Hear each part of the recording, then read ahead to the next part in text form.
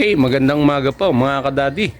So mga nakaramang araw, nung nakaramang bagyo na si Christine, ito po yung pinsalang dulot niya. Tumumba yung dalawang sangang puno.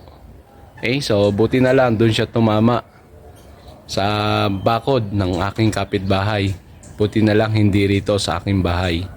Okay, so nung nakarang araw naman, kinabukasan may nagtapon ng supa.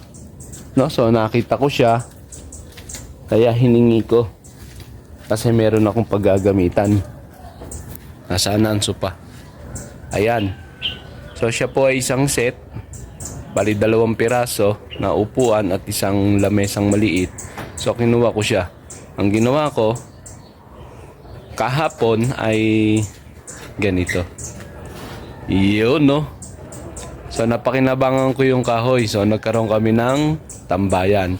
At least hindi lang siya tambayan, naging lamesa, naging upuan. So eto ngayon siya. Cool, no? So ibig sabihin ang basura na pwede nating mapakinabangan, dapat natin lang ayusin para maging tambayan. Kaway-kaway dyan.